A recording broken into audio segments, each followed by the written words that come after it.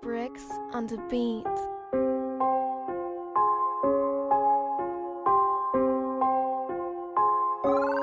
Bonjour et bienvenue dans la chaîne Mathématiques Sciences. Aujourd'hui je vais présenter et expliquer une nouvelle vidéo, qui est une vidéo tout simplement en mathématiques pour les secondes.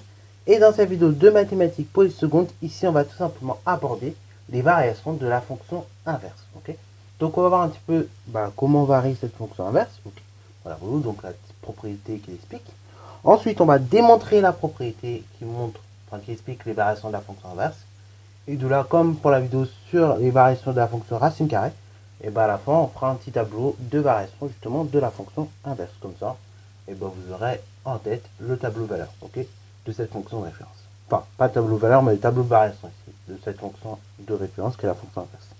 Alors du coup, la fonction inverse, pour rappeler quand même vite fait comment elle est définie. Donc la fonction inverse, c'est une fonction un peu particulière, qui est définie sur un intervalle qui est lui-même particulier. En fait, elle est définie pour tous les réels non nuls.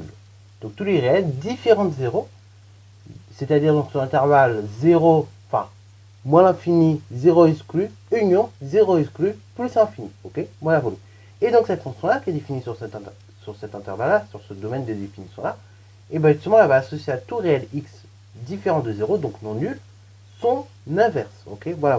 Donc, elle va associer à tout réel x 1 sur x. Voilà. Donc, ça, c'est pour les petites présentations et donc les petites généralités là-dessus. Voilà. Donc, en guise de rappel. Là, maintenant, justement, on va essayer de voir un petit peu les variations de cette fonction. Comment que cette fonction, justement, varie. Donc, est-ce qu'elle est croissante, décroissante ou quoi. Alors, donc, je vais vous montrer d'abord une courbe de la fonction inverse. Voilà. Donc, on l'avait déjà vu normalement. Donc, la courbe de la fonction inverse, voilà à quoi elle ressemble. C'est ce qu'on appelle d'ailleurs des hyperboles. On observe des hyperboles.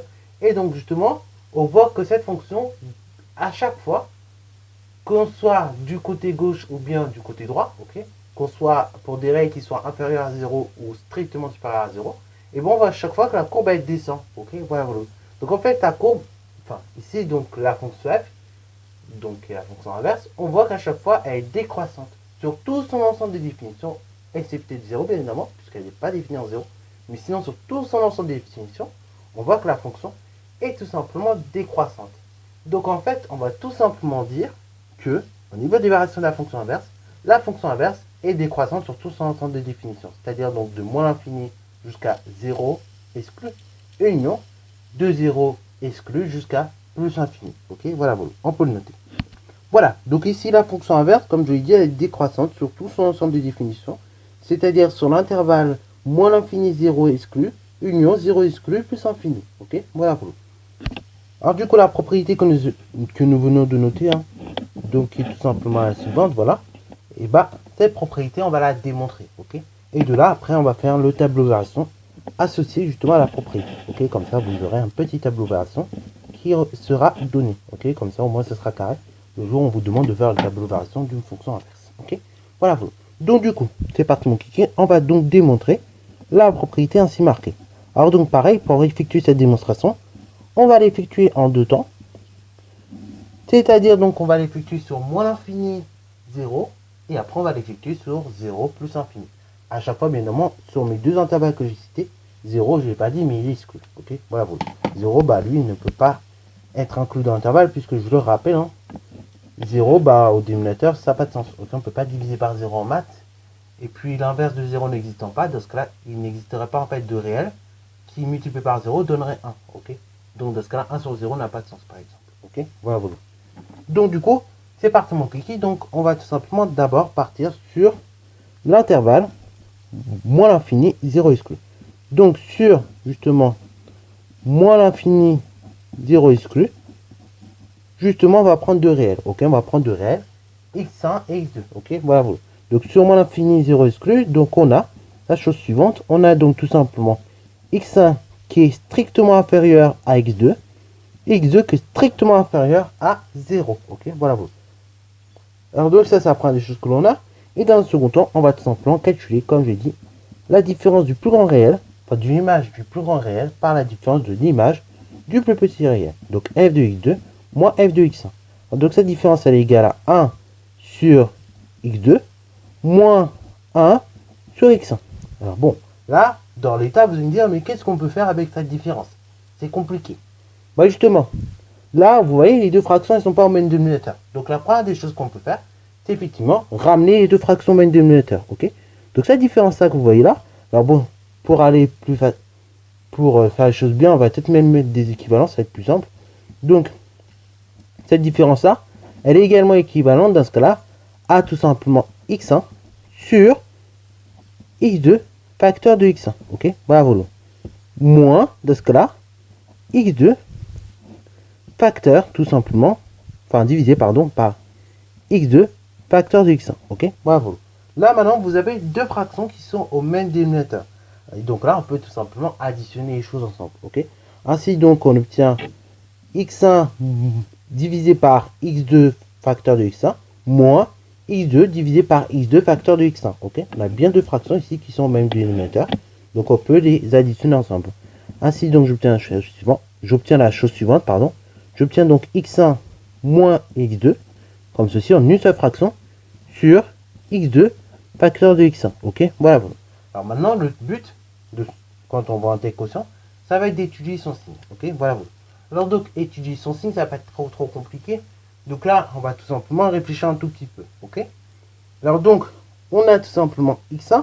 On va retrancher x2. Ok. Voilà. Donc, dans tous les cas, si vous regardez bien, ceci sera négatif. Ok. Voilà. Ceci sera négatif pour une simple bonne raison. Cette soustraction-là, que vous voyez là, cette différence-là, x1 moins x2, on peut l'écrire sur la forme suivante. C'est x1 plus moins x2. Jusque là, tout le monde me suit. C'est en fait l'addition par l'opposé de x2. Ok. Donc c'est x1 plus l'opposé de x2. Donc plus moins x2. Ok. Voilà. Et donc, vous prenez x1, donc qui est un réel négatif, qui a la plus grande distance à 0, logiquement, puisqu'il c'est un réel négatif. Hein. Voilà. Et vous prenez x2, qui lui est le plus grand réel, ok, négatif, mais qui en revanche a la plus petite distance à 0, logiquement, puisqu'on est dans le cas des réels négatifs. Dans ce cas-là, si vous faites x1 moins x2, vous allez donc faire la plus grande distance à 0, et à cette plus grande distance à 0, vous allez ajouter tout simplement l'opposé de x2, ok, voilà, donc l'opposé de la plus petite distance à 0, ok. Autrement dit, l'opposé de cette plus petite distance à 0 va devenir positif, ok. Et donc, en gros, vous allez ajouter un très petit nombre positif face à un très grand nombre négatif. Ok. Et bien, dans ce cas-là, quand on ajoute un très grand, quand à un très grand nombre négatif, on ajoute un très petit nombre positif, et bien, dans ce cas-là, la différence au calcul, la somme, va tout simplement être négative. Ok. Voilà, comme si je prenais moins 38, j'ajoutais 4, et bien, ça me donnera toujours un nombre négatif. Ça me donnera en l'occurrence moins 34. Ainsi de suite. Ok. Voilà.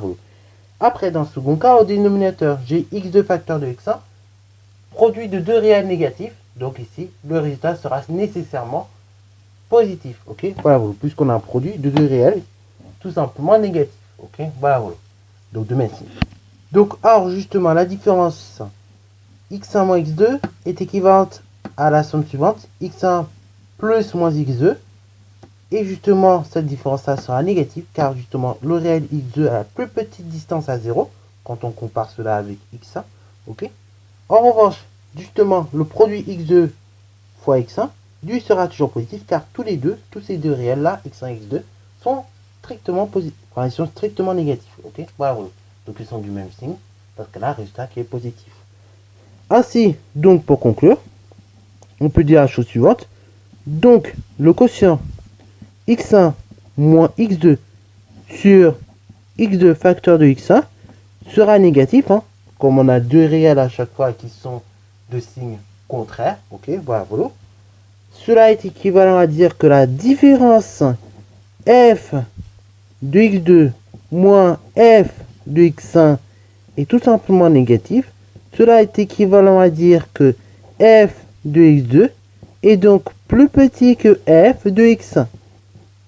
Et ainsi, donc, là, on se retrouve avec une fonction qui est décroissante dans ce cas-là. Pour une simple et bonne raison, c'est qu'à la base, x2 est censé être plus grand que x1. Ok, à la base. Et après, quand on calcule les images, f de x2 et f de x1, bon, on s'aperçoit que finalement, c'est f de x2 qui est plus petit que f de x1. Ok, voilà. Donc, on se retrouve avec une fonction qui est décroissante. Ok, voilà. Donc ici, on peut conclure de la manière suivante. Par conséquent, la fonction inverse est donc décroissante sur l'intervalle moins l'infini 0 exclu. Donc par conséquent, la fonction f qui désigne la fonction inverse est donc décroissante sur moins l'infini 0 exclu. Voilà. Alors, du coup, maintenant, on va tout simplement, pareil, étudier les variations de la fonction f sur, cette fois-ci, l'intervalle 0 plus infini. 0 étant exclu, et pareil, plus infini. De toute façon, lui a toujours été exclu. Ok, bravo.